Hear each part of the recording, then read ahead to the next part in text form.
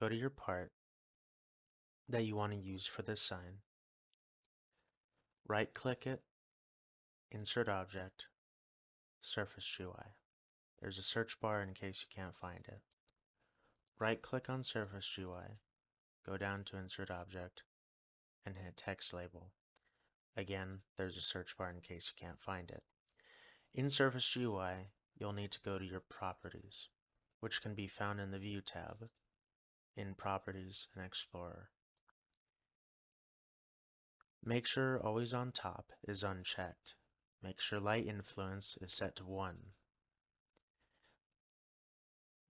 In Text Label, make sure that the background transparency is set to 1.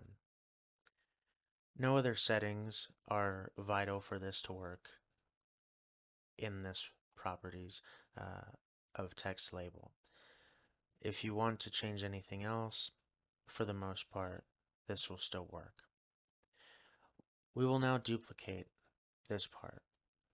You can also insert a new part, but for now I'll just be duplicating this one.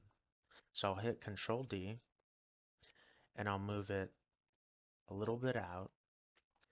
Temporarily, I'll make it transparent and I'll be sizing it and moving it to where our sign is. Right-click on the part, either in the workspace or in the Explorer menu, and insert a surface GUI, or surface light, excuse me. If we right-click on this part, we can show the orientation indicator, which way it's facing. As we can see, this face is pointing or facing forwards. But our sign is to our right side. So we'll go to our surface light in our properties menu, go to face, and set it to the right side. We'll turn the angle down because we don't want it to affect any parts or shine on any parts surrounding the sign. Next, you'll want to turn the brightness up to 3 or more. Now you don't see any neon now, but that's because this part is slightly transparent. If we set it to 1, which will be fully transparent, you can see that we now have a neon effect.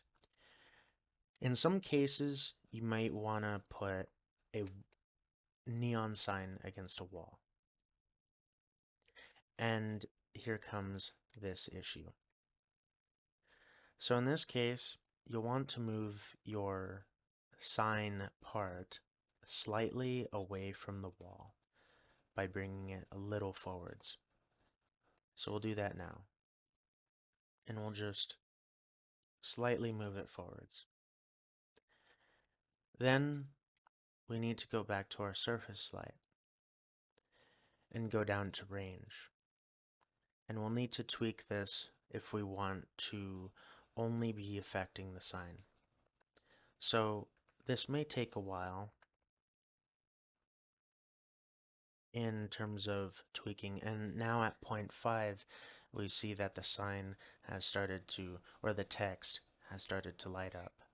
So then you can increase the brightness, and you might get this little glitch here. So what we can do is put 0.49,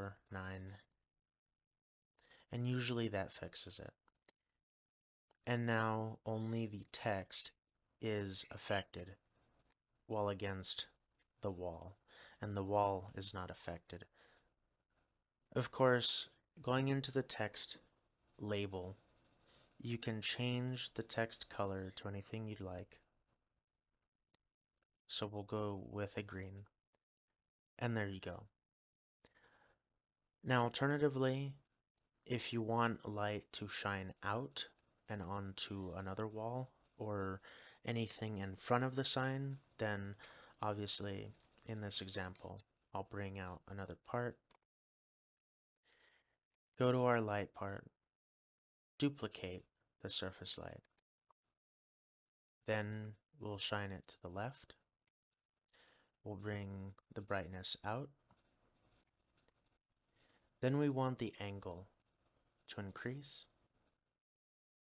We'll bring the brightness down and we'll color it the same as our sign. And there we go. Now we have a neon sign with the default Roblox text.